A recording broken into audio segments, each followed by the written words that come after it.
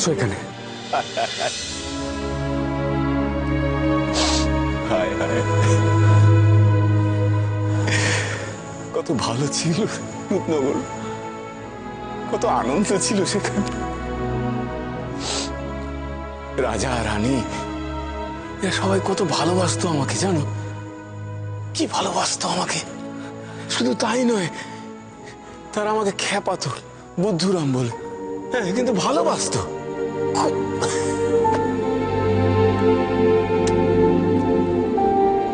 ও আরেকজন, হ্যাঁ আরেকজন ছিল, তার নাম ছিল কলকা। ও আচ্ছা, তোমরা কলকা নামে কাউকে দেখেছো?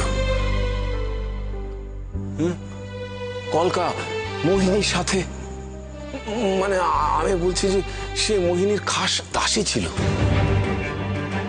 মনে করতে পারছো? কারণ নাম তো আমরা জানি না, শুধু মোহিনী ছাড়া।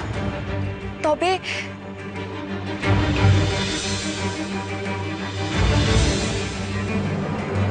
রাজসভায় একজন দাসী ছিল যে মোহিনীকে সব কথা বলছিল। সে হয়তো কলকা হতে পারে। কিন্তু তুমি হঠাৎ কলকার ব্যাপারে জানতে চাইছো কেন? ও না না না, তেমন কিছু না। না আসলে আসলে সব পুরোনো দিনের কথাগুলো মনে পড়ছে তো, তাই হঠাৎ করে ওর নামটাও মনে পড়ে গেল, এই আর কি।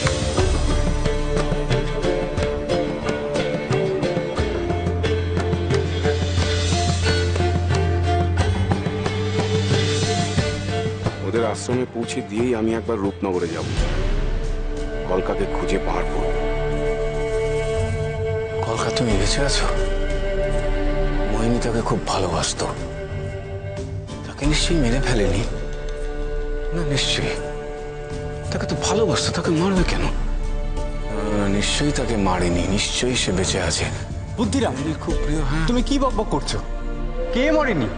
ও না, সে সে কিছু না, সে তেমন কিছু না, ও কিছু না। বুদ্ধিরাম, কি হলো তোমার? কিছু না, কিছু না।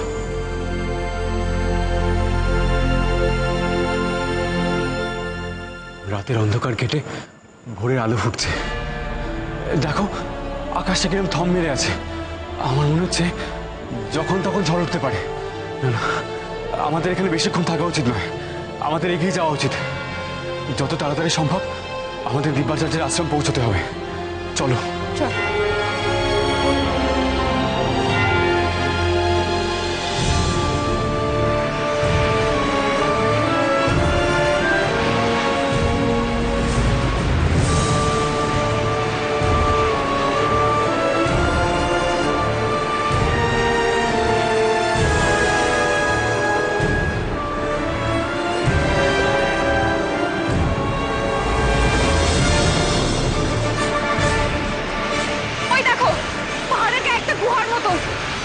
চলো, মাথা বাঁচাবার জন্য আমরা ওদিকে যাই। এসো।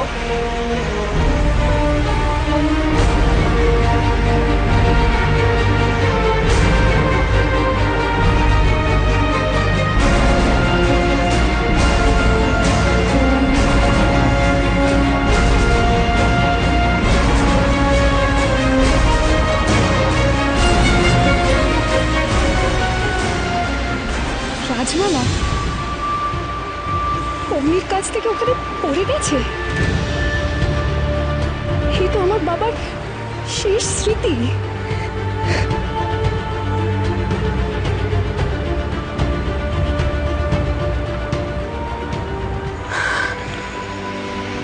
ভূমি, ভূমি কোথায় গেল?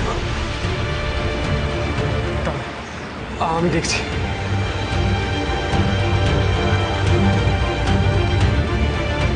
ভূমি, তুমি এখানে কি করছো? আমার রাজমালা তোমার কাছে কেন?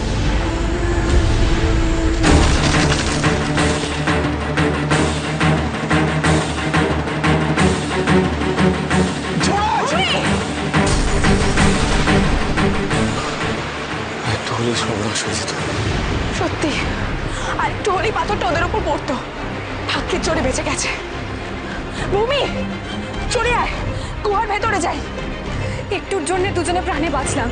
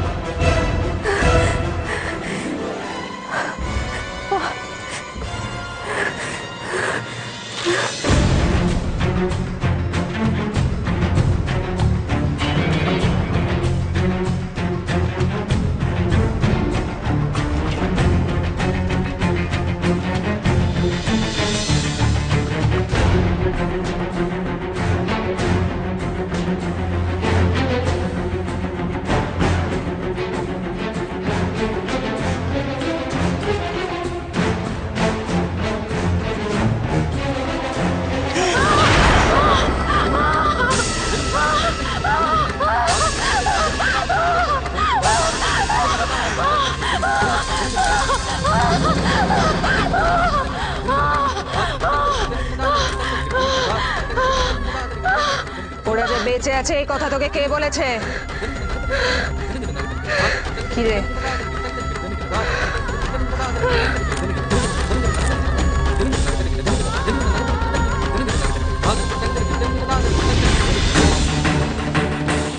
উত্তরটা দিবি?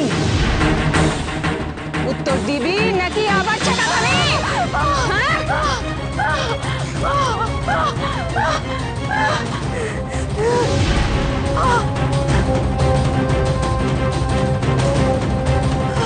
এই ছেলে মেয়ে দুটোই যে ওই ছেলে মেয়ে দুটো, তুই কি করে জানলি? কি করে জানলি বল? এসেছে ওরা, আসবে, ওরা একদিন আসবে। সুদিন, রূপনগরে সুদিন ফিরছে। তোর এত বড় সাহস!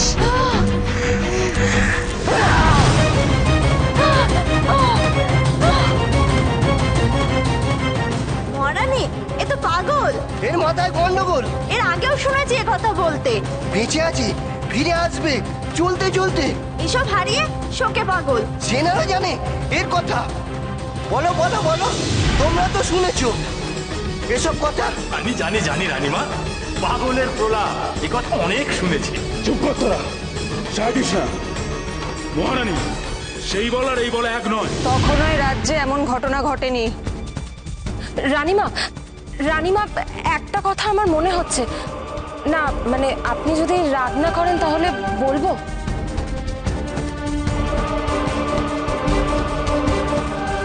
দেখুন, ও কিন্তু চোখে দেখতে পায় না, তার মানে ও ওদের চোখে দেখেনি, শুধুমাত্র রাজ্যবাসীদের কাছ থেকে শুনেছে। আপনি বরং রাজ্যবাসীদের ডেকে এনে জিজ্ঞেস করুন কেন এরকম কথা রটানো হচ্ছে। কিসেই বা প্রমাণ হলো যে ওরা রূপনগরের উত্তরাধিকারী?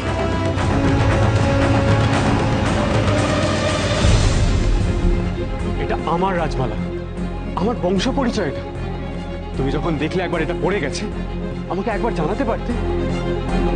তা না জানি নিজে একা মরতে গেছিলে ওখানে। মালাটা তোমার রাজ্যে, আর সেটাকে তুমি হারিয়ে ফেললে। তুমি ভূমিকে কেন কথা শোনাচ্ছ? আজ ভূমি তোমার উপকার করতে গিয়ে নিজে প্রাণ খোয়াতে বসেছিল। সে যাই হোক, তুমি যখন জানতো আমাকে অবশ্যই একবার বলা উচিত ছিল। তা না বলেও একাই চলে গেছিল। শোনো, রাজার ওপর যদি কেউ কিছু করতে চায় না, তাকে বিপদে পড়তে হবে। আমি রূপনগরের ভাবি রাজা, এটা ভুলে গেলে সেনাপতির মেয়ে?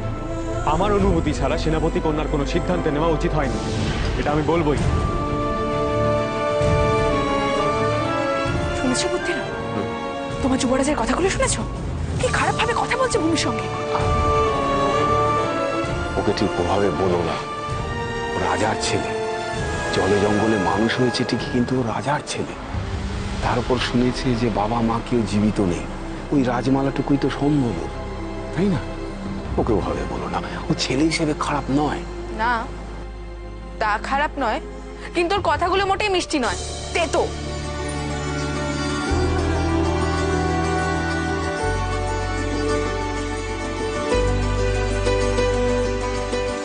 মনে হচ্ছে ঝড় থেমে গেছে, এবার আমাদের রওনা হওয়া উচিত। হ্যাঁ, ঠিক ঠিক ঠিক বলেছ। চলুন যুবরাজ, চলুন, আসুন।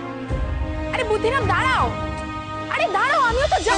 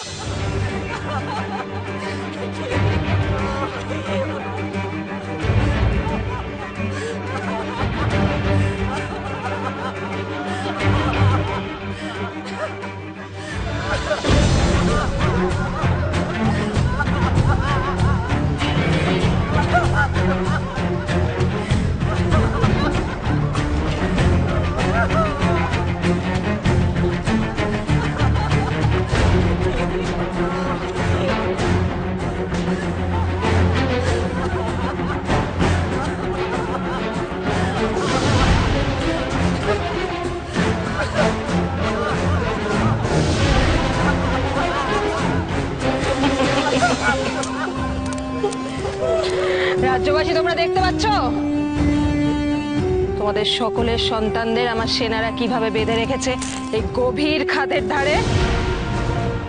আমি আঙুল তুলে একটা হুকুম করব, একটা ছোট্ট ধাক্কা, পরে এরা পড়ে যাবে ওই অতল খাদে। সব কটা বাচ্চা পড়ে যাবে ওই খাদে, অতল খাদে। দয়া কাদের দয়া করব আমি? কাদের? যারা আমার বিরুদ্ধে চক্রান্ত করেছে তাদের উপর আমি দয়া করব? তোমাদের সবাইকে একটা সুযোগ আমি দেব। আমি একটা প্রশ্ন করব, তার সঠিক উত্তর যদি তোমরা দাও তাহলেই বাঁচবে তোমাদের সন্তানেরা, নয়তো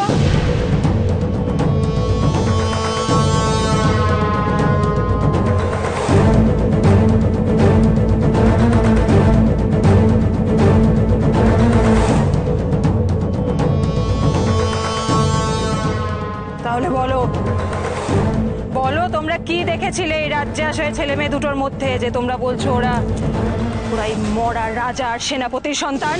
বলো।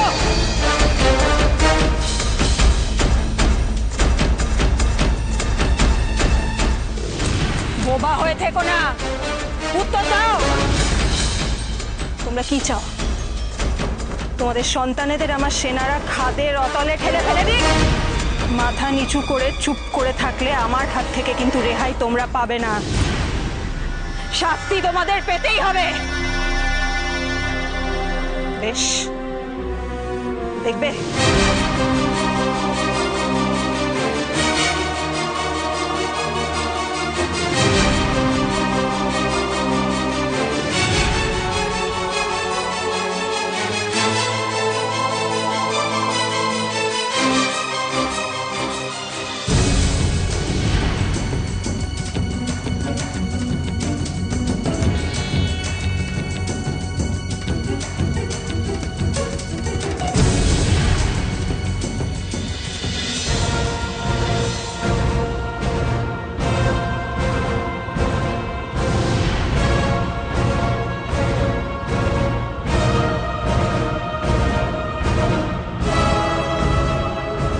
কিরে জাদু, জ্যান্ত কাঠ পাথর হলো।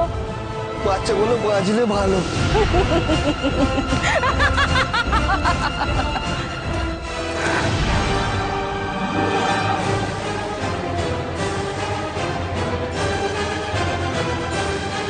এখনো সময় আছে, মুখ খুলে সত্যি কথাটা বলো। এখনো যদি কিছু না বলো তাহলে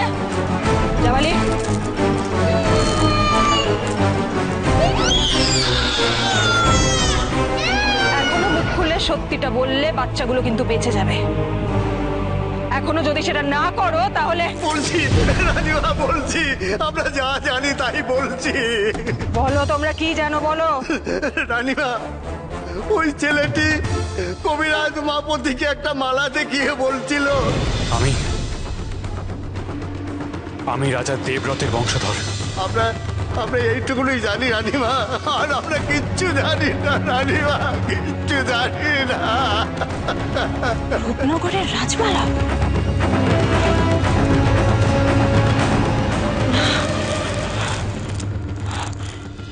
কলকা, এটা কি করে সম্ভব? যে রাজমালা আমার স্বামী জীবিত অবস্থায় পাননি, যে রাজমালার ওপর আমার স্বামীর অধিকার ছিল, সেই রাজমালা ওদের কাছে। যে সন্তানকে আমি জন্মানোর আগেই মেরে ফেলতে চেয়েছিলাম, সে কি করে এখনো বেঁচে আছে? কোথায়? জানতেই হবে আমাকে কলকা, জানতেই হবে, জানতেই হবে।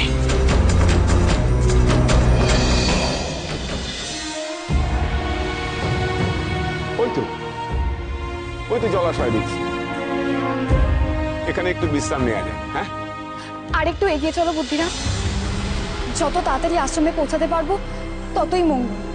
ও ঠিক আছে, তাই চলো। না, আমি কোথাও যাব না, আমি এখানেই বিশ্রাম করব। আর তাছাড়া আমার খুব খিদে পেয়েছে। ঠিক আছে, তাহলে আমি খাবারের খোঁজে যাচ্ছি। দাঁড়াও, খাবার আনতে কোথাও যেতে হবে না। আর তাছাড়া নরখাদকদের উপহার দেওয়া সেই বিশেষ শিকড়টা তো তোমার কাছে আছে। সর্দার তো বলেছিল যে এই শিকড় খেলি খিদে কমে যাবে। তাও না, ওটা দেখি, পরীক্ষা করে দেখা যাক কতটা সত্যি। না, এই শিকড় আমি এখানে কাজে লাগাবো না। ওই তো, ওই দেখো, ওই গাছটায় প্রচুর ফল ধরেছে। ফল খেলেই তো হয়, ফল খেলেও তো খিদে মিটবে, তাই না হয়নি? হ্যাঁ, আমরা তো বনের মানুষ, আমরা তো ফলমূল খেয়েই থাকি। আমি খুব ক্লান্ত এখন, আর ওই কাছে গিয়ে আমি ফল পাড়তে যেতে পারবো না। শিকড়টা আমাকে দাও, আমরা সবাই মিলে একসাথে ভাগ করে খাবো। কি হলে দাও। তোমাকে ফল পাড়তে যেতে হবে না অগ্নি, আমি খাবারের ব্যবস্থা করছি। কিন্তু এই শিকড় খাওয়া যাবে না। আসলে তুমি ভয় পাচ্ছ ভূমি, নরখাদকদের দেওয়া এই শিকড়টা যদি কাজ না হয় তাই জন্য। আমি সব বুঝতে পারছি, আমার ধারণা সত্যি, এতে কোনো কাজ হবে না। নরখাদকরা যে তোমাকে ঠকিয়েছে তুমি ভালো করে বুঝতে পারছো, তাই শিকড়টা বাঁচাতে চাইছি। আমি জানি তুমি বিশ্বাস করতে পারছো না, কিন্তু আমি বিশ্বাস করি ওরা আমাকে ঠকায়নি। এই শিকড়ে অনেক গুণ আছে, আর আমি সেটা তখনই পরীক্ষা করব যখন আর অন্য কোনো উপায় বাকি থাকবে। বেশ, তাহলে রূপনগরের রাজার খাবারের ভার তোমাকে নিতে হবে। সবসময় নিজেকে রাজা রাজা বলতেন, বংশ পরিচয় দিয়ে রাজা হওয়া যায় না।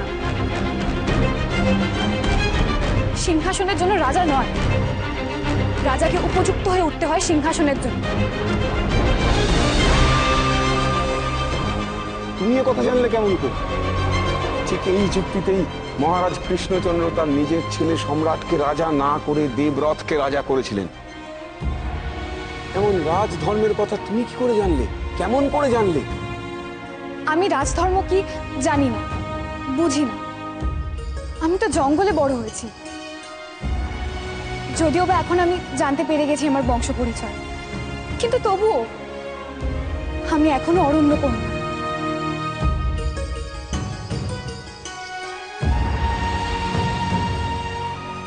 আমার জঙ্গলের মা খৈরিকে সবাই রানী বলতো, কারণ সে রানী হওয়ার উপযুক্ত ছিল। তাকে সবসময় নিজেকে রানী রানী বলতে হয়নি। খাবো তো, খিদের সময় সব বড় বড় কথা শুনতে ভালো লাগছে। মার্জনা করবেন যুবরাজ, আপনি ভূমির সঙ্গে ঠিক এভাবে কথা বলবেন না। ঠিক কথাই বলেছে। ব্যাস ব্যাস, তুমি আমাকে ভালো মন্দ শেখাতে এসো না। আর ভূমি, তুমি যে বলেছিলে আমার জন্য খাবার জোগাড় করবে, ওই করে দেখাও। বুঝলি ভূমি, অগ্নি তো আসলে দস্যু ছিল, এখন হঠাৎ করে রাজমালা পেয়ে ধরাকে সরাজ্ঞান করছে।